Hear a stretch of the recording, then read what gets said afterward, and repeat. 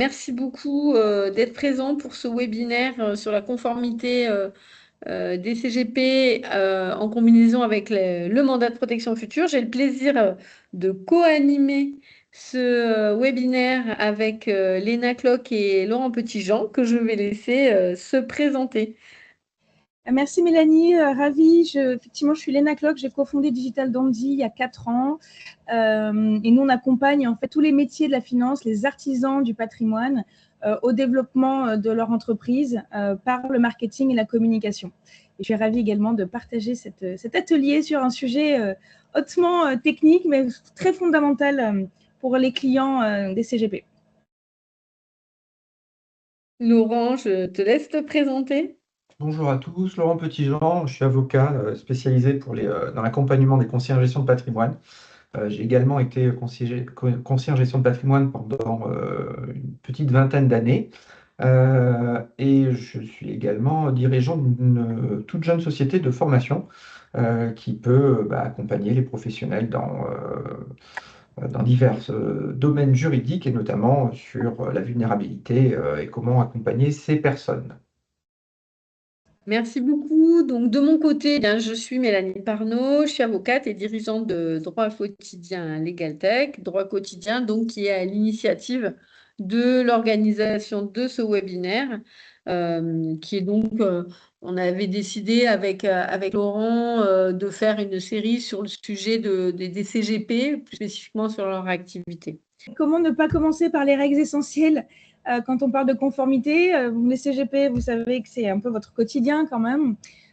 Et qui de mieux que Laurent pour nous parler des fameux piliers justement de la conformité de votre métier. Un petit peu de théorie, c'est quand même la base de ce qu'on va se dire aujourd'hui. Merci Léna. Alors, tu as commencé en disant que c'était un sujet qui était éminemment juridique, oui. Tu as parlé de conformité, oui. En revanche, moi, je n'ai pas envie que les gens partent parce qu'en général, c'est deux red flags qui font partir les gens et les détournent d'un sujet. Finalement, de quoi on va parler? On va parler de l'obligation de conseil, de l'obligation de suivi. Ça, n'importe quel CGP, il est obligé de les respecter. Il est obligé de les respecter parce que ça lui permet de donner le meilleur conseil à son client. Ça, c'est la version optimiste et comment dire désintéressée de la question. D'un point de vue stricto sensus et particulièrement personnel au CGP, ça lui permet aussi de se garantir et d'éviter de faire des bêtises et de passer à côté de points importants. Pourquoi est-ce qu'il va falloir traiter ces questions? C'est parce que ce sont des sujets qui ne sont pas de l'ordre de l'hypothèse, hein. La vulnérabilité, c'est quelque chose, c'est un point auquel on va être confronté tous, soit directement, soit indirectement, dans le cadre familial, dans le cadre des clients. Les clients contactent les CGP parce qu'ils veulent justement se prémunir contre ces questions. Et donc, il va falloir pour le CGP, notamment, s'assurer et assurer en cas de contrôle que ces questions ont été envisagées et que les solutions ont été présentées. Par rapport à tout ça, il y a plein d'implications, on n'aura pas le temps de toutes les voir, mais aujourd'hui, un CGP qui ne demanderait pas à un client si le nécessaire a été fait par rapport à lui, par rapport à son épouse, par rapport à ses parents. Alors, je me rappelle que dans les logiciels et dans tous les formulaires, il y a la partie ascendant, descendant, alors, pas forcément vulnérabilité, on le verra plus tard, mais on demande ce qui se passe. La question, c'est pas juste pour savoir à quel moment on va toucher une donation, on va percevoir l'héritage de grand-mère, mais c'est aussi pour savoir, parce que régulièrement le client, dans ses objectifs, il va dire protéger mon conjoint, protéger mes enfants, protéger ma famille. Si le professionnel fait l'impasse sur le mandat et les divers dispositifs qui existent justement pour protéger, dans ce cas-là, il commettra une faute professionnelle. Et je suis de plus en plus saisi par des particuliers qui, à l'occasion d'un travail ni fait ni à faire par un professionnel du patrimoine, se retrouvent avec des angles morts et des no man's land complètement mis en dehors de toute préconisation. Tout ça parce que le professionnel n'a pas jugé utile de poser les bonnes questions. Donc, tu es en train de me dire que les CGP ont le rôle, ont les épaules, ont les compétences pour justement protéger son client et aller déployer potentiellement ce fameux mandat de protection. Ouais, tout à fait. Puis c'est une des demandes primaires du client. Je rappelle que l'AMF et la CPR ont fait des communications sur la vulnérabilité des clients. On n'avait même pas préparé celle-là. On est trop fort. En expliquant que les professionnels, les premiers professionnels, ceux qui sont en première ligne et qui sont le mieux placés pour accompagner les clients sur cette question, ce sont les conseillers en gestion de patrimoine. Ok, donc c'est vraiment le pilier, le verrou qui va justement, on parle souvent d'interprofessionnalité dans vos métiers, qui va justement relier les bonnes personnes, les bons techniciens, et dans le but de protéger son client. Et donc finalement, c'est lui qui doit être le plus porteur de ça pour protéger son client. Oui, et c'est vrai que justement par rapport à ces recommandations sur les clients vulnérables, euh, un CGP qui serait face à une personne vulnérable sans avoir rien anticipé, sans mandat de protection future, il doit du coup détecter la vulnérabilité, mais derrière, qu'est-ce qu'il peut faire en fait? C'est très compliqué. Il peut difficilement lui-même, il peut pas déjà tout simplement lancer une mesure de protection. Donc il faut qu'il s'appuie sur la famille.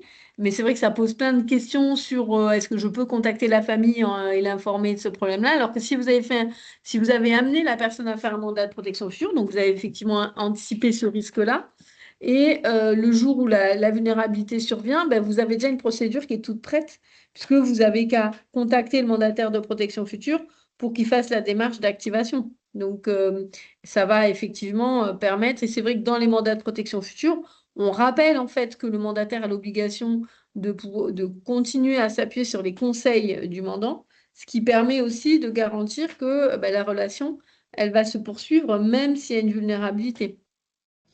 Et justement, je voudrais poser un peu la question aux CGP qui sont là. Est-ce que ça vous est déjà arrivé, en fait, si vous êtes là en train de vouloir parler du mandat de protection future, est-ce que vous avez déjà été confronté à cette situation? Si vous pouvez nous donner un petit peu vos retours sur le chat avant du coup de passer à la conformité qui est liée notamment à l'obligation de conseil.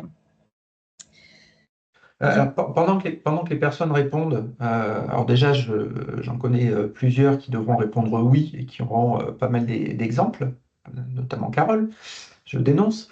On présente souvent le CGP, ou le CGP se présente souvent sous l'image du chef d'orchestre qui organise entre l'avocat, le notaire, le banquier, l'expert comptable, ainsi de suite. Pour le coup, en matière de protection de vulnérabilité, c'est amical, Carole. Euh, En matière de protection de personnes vulnérables, le CGP, c'est lui qui va être le premier confronté parce qu'il va suivre, il va connaître, il va avoir l'intériorité, il va avoir la confiance. Et autant les autres professionnels peuvent dire, bah ouais, moi j'ai que des rapports épisodiques, le notaire on va pas le voir forcément tous les ans, le banquier il va dire, bah oui, mais moi tant qu'il y a de l'argent sur le compte, je vais pas vérifier. Le CGP, il a déjà si vous avez des contrats en cours, vous êtes obligé d'assurer un suivi. Donc, normalement, on doit avoir une relation avec la personne et on peut constater la perte, par exemple, de capacité cognitive ou ainsi de suite. Donc, ça doit vous mettre en alerte. Et puis, encore une fois, si on raisonne purement en matière de business, un client qui est vulnérable et qui est plus capable de répondre, eh ben, c'est votre business qui s'arrête, hein.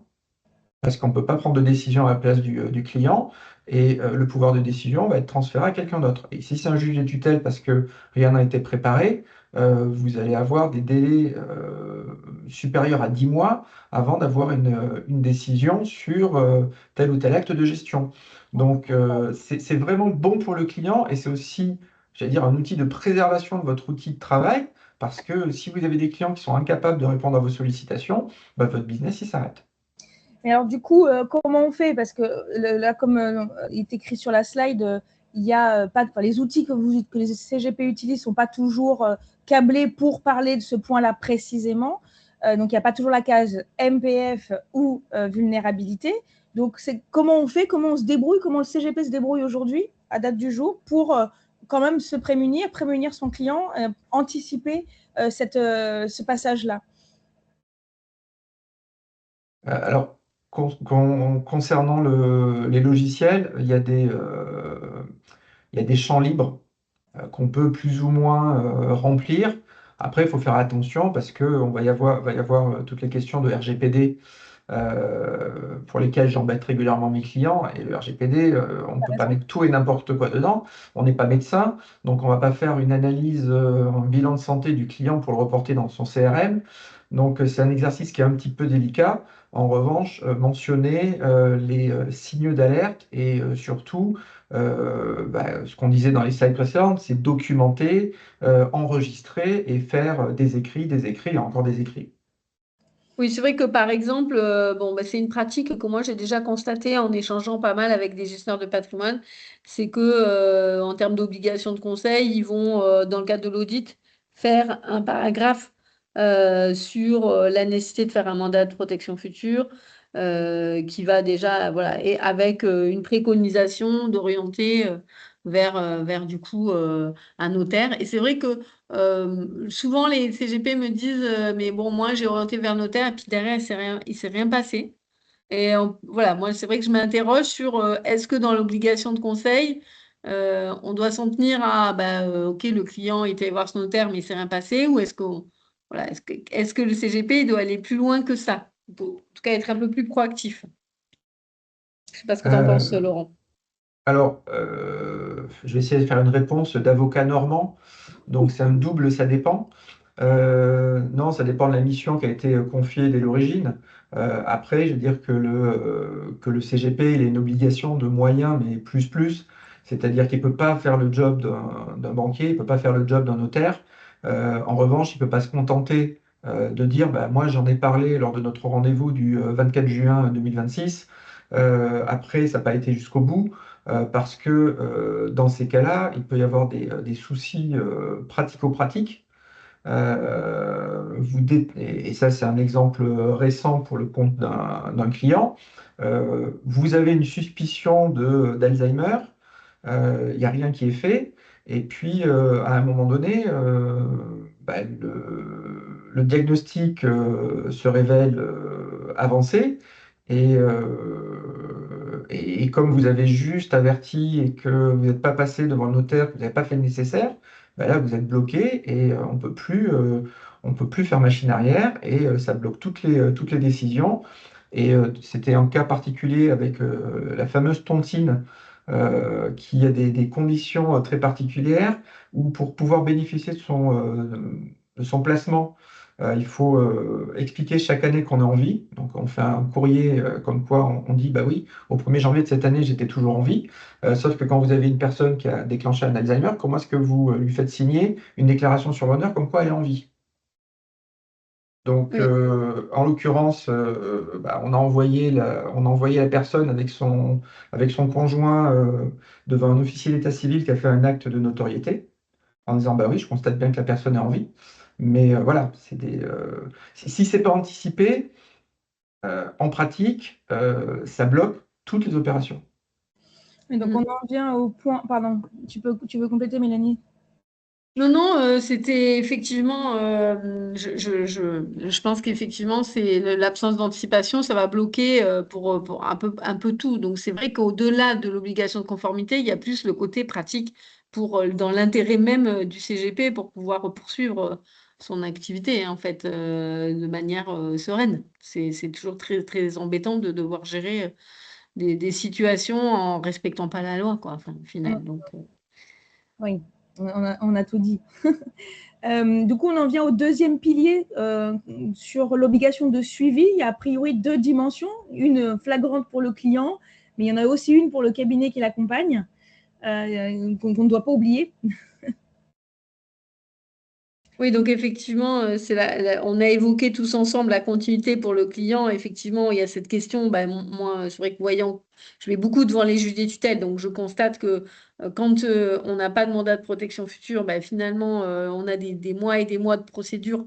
C'est ce qu'évoquait Laurent, hein, et ce qui est compliqué, c'est que avant de lancer la procédure, il y a souvent un délai très important qu'on appelle la période grise, hein, pendant lequel personne ne fait rien.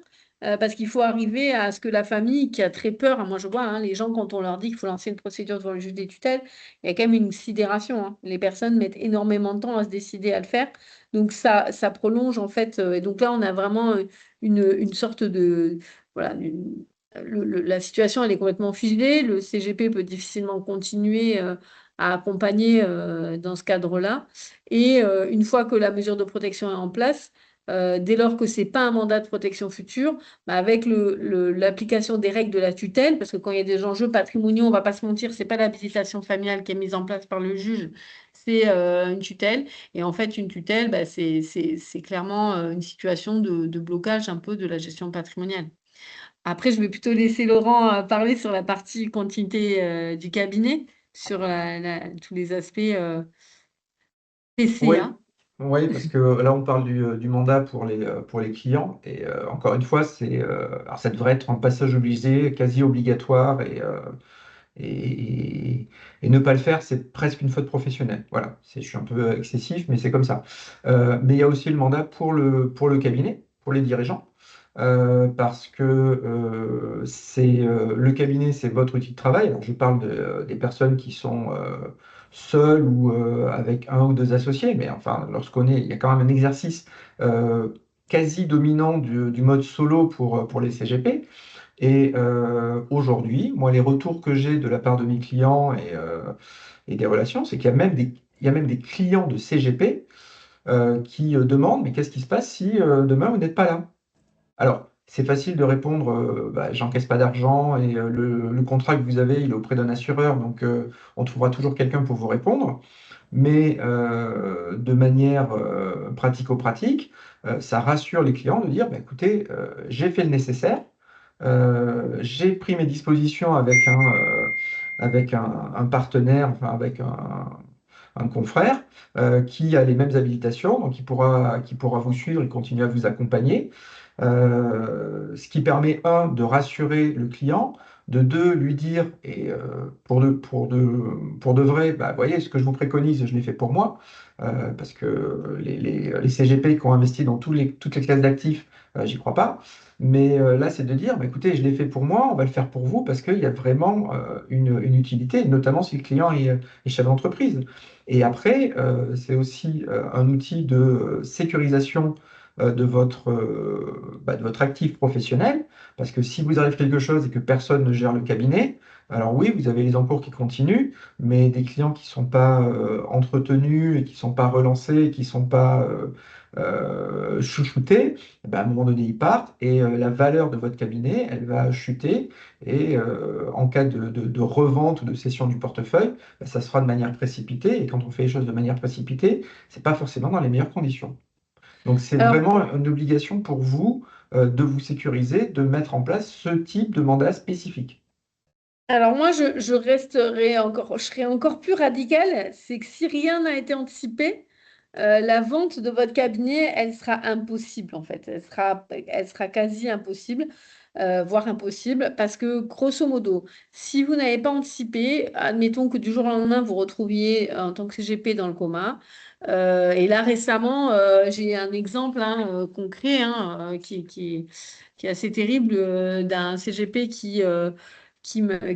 avec qui je devais avoir un rendez-vous et qui me dit, écoutez, je ne peux pas vous parler, je suis dans une clinique là et voilà, pour un ami CGP qui est en soins palliatifs, bon là, il allait un tout petit peu mieux, donc on essaye de lui faire signer des papiers, vous voyez. C'est pour dire, enfin, je veux dire, mais c'est évidemment quand on n'a rien anticipé, le problème numéro un, c'est qu'on n'a pas de dirigeant, en fait. Donc, votre boîte, elle est complètement bloquée. Donc, l'avantage de faire un mandat de protection future, c'est que vous allez pouvoir activer parallèlement, enfin, vous allez pouvoir activer un mandat de protection future en quelques jours. Et si la personne est dans un coma qui voilà, fait qu'elle ne peut pas elle-même signer un changement de gérant, ben, en fait, grâce au mandat de protection future qui va être activé, on peut créer un mécanisme automatique qui va permettre d'activer un dirigeant de remplacement. Et donc, vous avez quelqu'un qui va pouvoir être l'interlocuteur des clients, mais derrière le mandataire de protection future, il va pouvoir signer les papiers de vente du cabinet. Si vous n'avez pas de mandat de protection future, vous pouvez avoir éventuellement un dirigeant de remplacement, mais il ne pourra jamais signer la vente du cabinet, en fait. Il faudra demander, si la personne est longtemps indisponible, en situation d'incapacité, ben, il faudra demander désignation d'un juge de tutelle, et là, vous en avez pour un an. Donc, votre cabinet, votre dirigeant de remplacement, il y a plein de trucs qu'il ne pourra pas faire, et à un moment donné, ça crée vraiment une limite. Puis le dirigeant de remplacement, il n'interviendra que si on constate une incapacité. Donc, la mécanique, elle ne fonctionne que si on peut constater l'incapacité. Oui, Laurent. J'aime bien Oui. la petite main. Non, mais alors, moi, ce que je ne supporte pas d'entendre, c'est quand vous avez une SARL, une SAS, ainsi de suite, on me dit non, mais c'est bon, mon conjoint, il est co-gérant statutaire ou ainsi de suite. Oui, d'accord, mais à part signer l'acte de dissolution de la société, votre conjoint, s'il n'est pas de la partie, s'il n'a pas les habilitations, s'il est passif, s'il n'est pas COA, s'il n'est pas inscrit à l'ORIAS, bah, vous ne pouvez pas continuer votre activité, donc, parce que vous ne pouvez pas faire votre job. Et Le en fait, plus, il ne pourra pas signer le PV de dissolution parce qu'il n'est pas titulaire des parts sociales, même si les parts sociales sont dans la communauté. Il n'y a c'est que le titre. parce qu'il a repris les statuts sur Internet. Non, mais même, je veux dire, Non, mais pour le coup, il n'y a que le titulaire des parts qui peut voter en assemblée générale, hein. Donc, oui, oui, non, du mais coup, donc le truc, c'est ça, c'est que aujourd'hui, enfin, c'est un outil professionnel, il y a des garanties, il faut mettre tout en place pour pouvoir bah, répondre à, bah, déjà vous protéger, mais comme on dit, les cordonniers sont les plus mal chaussés, mais surtout, vous avez pris un engagement avec vos clients, c'est de les accompagner jusqu'au bout. Et le client, même si juridiquement, il peut comprendre que vous n'êtes pas capable de répondre à ces sollicitations, ainsi de suite commercialement, eh ben, il va vous attendre 3 mois, 6 mois si vous avez de bonnes relations, mais à un moment donné, c'est ses intérêts qui rentrent en jeu et il demandera à avoir un autre interlocuteur.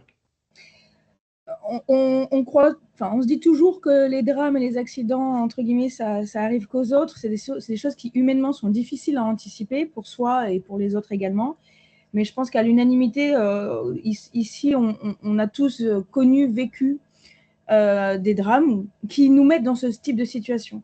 Et donc, effectivement, en tant que conseiller, pour soi et pour vos clients, vous avez tout intérêt à anticiper, et c'est ce que rappelaient Mélanie et Laurent depuis le début, l'anticipation, finalement, à tous les rendez-vous ou dans nos nombreux points de contact avec vos clients, c'est un moyen de parler de ça, de l'anticiper pour que ce soit justement pas dans des situations délicates que vous pouvez apporter ce fameux conseil de protection.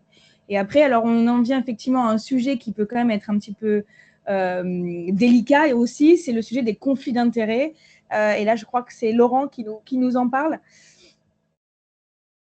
Ou c'est Oui, Mélanie? alors après, enfin, Mélanie peut ou les deux. en parler aussi, tous Mais les Laurent, deux. je te laisse. Je vais commencer, puis je laisserai faire Mélanie, terminer Mélanie. Il faut se rappeler quel est le rôle du conseiller. Voilà, on est conseiller, on n'a pas vocation à devenir mandataire. Ou alors, il faut abandonner toute activité de conseil et tout intérêt direct ou indirect avec le client. C'est-à-dire se dessaisir des encours, parce que sinon, il y aura une gestion à faire des conflits d'intérêts. Alors, sur le papier, c'est faisable, en pratique, c'est illusoire. Et encore une fois, le rôle du conseiller, c'est de conseiller, d'accompagner. Mandataire, c'est quand même beaucoup plus large. Et donc, même si vous avez de très bonnes relations avec votre client, bah, il faut savoir à un moment donné rester à sa place, accompagner le mandataire, ça c'est tout à fait possible, mais ne pas mélanger les statuts, même s'il y a une insistance de la part de votre client. Et c'est vrai que c'est d'autant plus vrai qu'en droit de la protection, la question de l'opposition d'intérêt, c'est très sensible en fait. Parce qu'on est face à une personne qui est en situation de grande vulnérabilité. Donc, on estime qu'une situation de conflit d'intérêts, c'est vraiment un obstacle pour le mandataire à l'exécution de sa mission. Et c'est vrai que nous, dans les trames de mandat, donc avec Alix Patrimoine, les trames de mandat, nous, on a un énorme closier.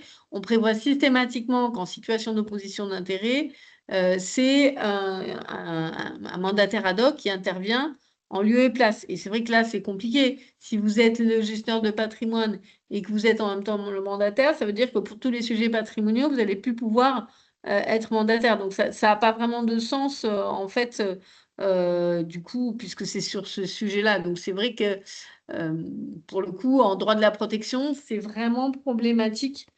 C'est impossible, là. C'est-à-dire, si en droit de la gestion de patrimoine, il est peut-être possible de documenter, comme le disait, et encore, c'est très compliqué. À partir du moment où on croise avec le sujet de la vulnérabilité et du droit de la protection en général, en fait, ça ne marche pas. Mais par contre, on ne peut pas non plus être le contrôleur, parce que vous savez que dans les mandats de protection future, il faut mettre en place un système de contrôle du mandataire, de la manière dont il exerce son mandat. Effectivement, le CGP ne peut pas non plus être contrôleur, parce que ça revient à contrôler la manière dont il conseille de gérer le patrimoine. C'est un peu délicat. En revanche, ce qui m'est demandé régulièrement, c'est de savoir est-ce qu'ils peuvent avoir un rôle d'observateur. Ce que nous, on appelle observateur, c'est quelqu'un qui va avoir accès aux informations, notamment au compte de gestion et puis également à l'inventaire, et qui va être informé en cas d'acte de disposition, d'acte de gestion non courante, en fait.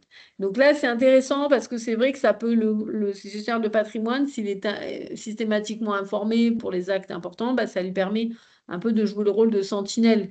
Voilà. Et là, il n'y a pas d'opposition d'intérêt parce qu'il n'a pas de mission particulière, mais lui, il peut effectivement être amené à, en étant informé, bah, alerter le notaire ou le contrôleur d'une difficulté, ou voir le juge des tutelles. Donc, Et je rappelle le rôle et la place fondamentale qu'a le conseiller en gestion de patrimoine quand il accompagne depuis des années euh, une famille, un groupe familial, une personne, ainsi de suite. C'est qu'il a toute l'antériorité, tout l'historique. Et justement, ce rôle d'observateur, de sachant, mais sans avoir le pouvoir d'intervention sur les actes de gestion ou d'administration, il est important parce que qui mieux que vous va connaître les raisons pour lesquelles tel investissement a été fait, pourquoi on a mis en place cette stratégie. Donc, l'intervention du CGP, même si elle ne doit pas se faire en tant que mandataire ou contrôleur, elle est quand même essentielle dans la mise en place du dispositif. Ok. Donc, une question forcément qui, je pense, est un peu dans la tête de tout le monde, c'est que maintenant qu'on a compris que c'était important, comment on fait dans la mesure où aujourd'hui le CGP est enseveli de choses à faire, d'outils aussi. Du coup, mais comment on fait pour gagner du temps tout en répondant à ces problématiques-là et tout en étant en conformité et évidemment en se disant que bah, c'est accessible facilement. Moi, j'aime bien le titre de cette slide, hein, de la contrainte à l'opportunité. Mélanie, est-ce que tu peux nous donner peut-être une solution? Alors effectivement, bah, nous, on a vraiment pensé notre plateforme Alix Patrimoine pour qu'elle soit un facilitateur de mandat de protection future à tous les stades de sa vie et qu'elle devienne effectivement, que ce mandat de protection future devienne une opportunité pour le gestionnaire de patrimoine plus une contrainte. Donc, la plateforme, elle va aider en fait à rédiger le mandat parce en fait, c'est un peu là que souvent enfin, c'est pas l'unique raison, mais la profession notariale, parfois, elle bloque un peu parce qu'elle n'a pas une grosse pratique et dès lors qu'on va être sur des profils un peu complexes de type patrimoine complexe ou du coup chef d'entreprise, c'est vrai qu'il y a un peu des freins de la part des notaires. Donc là, nous, on a un outil qui permet de générer des mandats de protection future grâce à un logiciel de rédaction qui est assez facile à utiliser. On va être là, nous, en soutien en plus avec notre expertise. Donc, ça permet déjà de débloquer la question. Et puis après, c'est intéressant parce que c'est un contrat qui va permettre d'élargir le lien de confiance. Vous allez rencontrer la famille pour exposer l'intérêt du mandat, de son utilité. c'est parce qu'il faut s'assurer quand même que voilà, les personnes qu'on veut désigner puissent être désignées. Et enfin, c'est un accompagnement au long cours à facturer. C'est un accompagnement à facturer au moment de sa mise en place pour le CGP parce qu'il y a un vrai travail de chef de projet en fait. En gros, il va falloir mobiliser peut-être le notaire évidemment de la personne. Et si le notaire de la personne il n'est pas volontaire, ben, trouver un autre notaire. Il va falloir après mobiliser peut-être le cabinet d'avocats pour la modification des statuts, voilà. Et effectivement recenser un peu, voilà, expliquer à la famille. Donc c'est vraiment un rôle de chef de projet qui peut se facturer, qui a du sens à facturer pour le CGP. Et c'est une mission importante parce que s'il y a si peu de mandats de protection future aujourd'hui, c'est parce qu'il n'y a personne qui finalement porte le bâton et fait en sorte que ça avance, quoi. Donc, ouais. Alors, moi, je serais tenté de dire que, le conseiller de gestion de patrimoine, il a un rôle de lanceur d'alerte. Premier point. Deux, il a un rôle de pédagogue. C'est-à-dire que quand vous avez parlé de mandat de protection future, avec un peu de chance, on vous dira oui, j'en ai entendu parler, mais dans l'immense majorité des cas, on vous dira c'est quoi. Et donc, ça va être à vous d'expliquer. Après, effectivement, alors, rédiger un mandat, même avec l'aide d'Alix et tout, ça prend du temps. C'est pas juste un formulaire CERFA, même s'il existe, où on coche des cases et c'est bon, c'est fait. Donc, il y a tout un travail de questionnement. Il faut savoir pourquoi on pose les questions. Et c'est pour ça qu'il faut se former. Voilà. Donc, comme ça, j'ai pu placer ma boîte de formation. Mais une fois qu'on a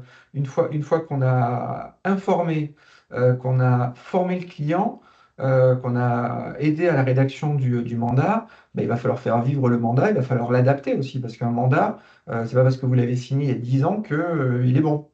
Donc, c'est tout suivi, comme disait Mélanie. Alors, elle dit ça peut se facturer. Moi, je dis ça doit se facturer parce que à partir du moment. Alors, c'est vicieux parce que si vous ne parlez pas du mandat, vous engagez votre responsabilité. Si vous parlez mal du mandat, vous engagez votre responsabilité. Donc, comme votre responsabilité sera dans tous les cas engagée, bah, autant vous faire rémunérer à hauteur du travail que vous avez fourni.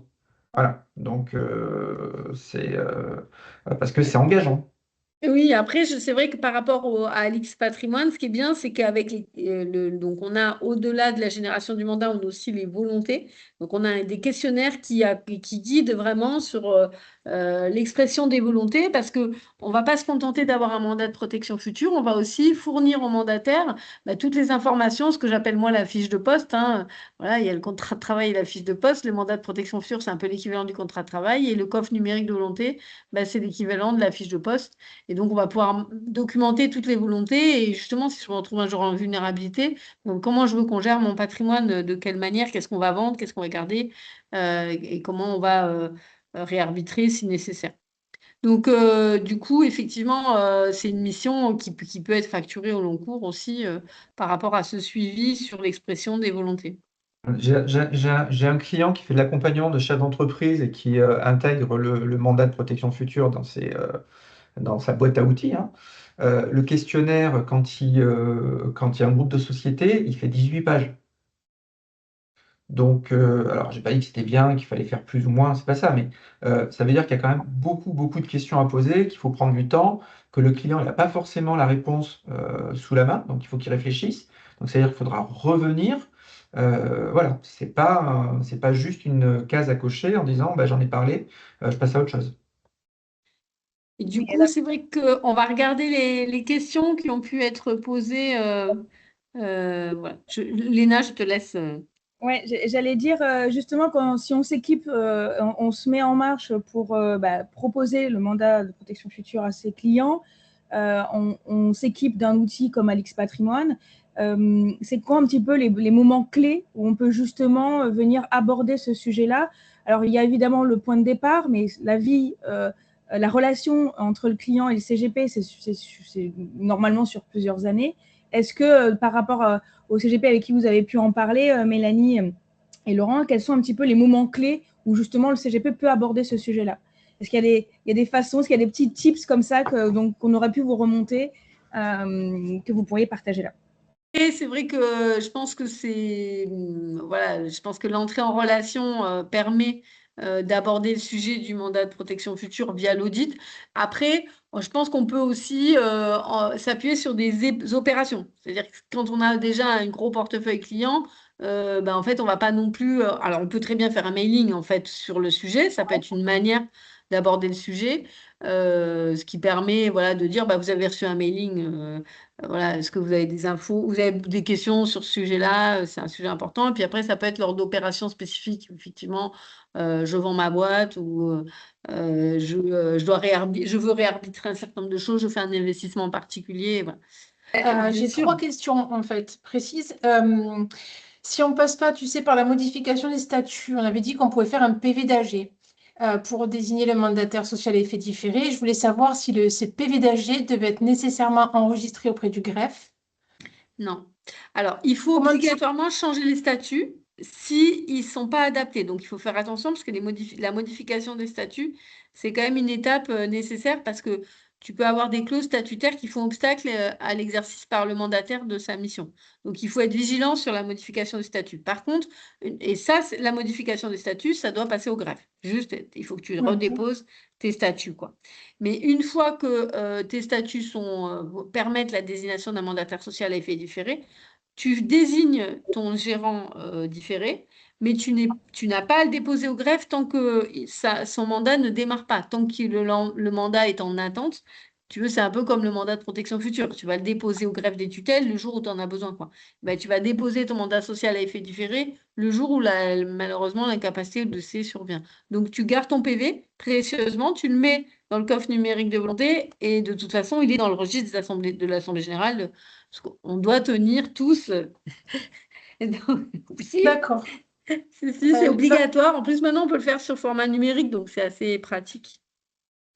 Mais merci à toi, Mélanie, de nous avoir permis de parler de ce sujet-là. Moi, j'avoue que c'est un sujet que je découvre. Alors, moi, n'étant pas du tout CGP, mais en travaillant auprès d'eux depuis très longtemps, je me sens même concernée pour moi-même. Donc, j'espère que ça solutionnera quand même ça pour tous les CGP qui nous ont écoutés ce soir. Et merci, Laurent, aussi pour toutes tes précisions et puis tes petites blagues aussi, j'aime bien, toujours un bon moment. Et merci à tous pour votre écoute. Merci à tous. Merci, Merci, Laurent et bonne Léna. soirée. Merci à vous tous. Bonne soirée. Salut. Bonne soirée. Au revoir. Salut.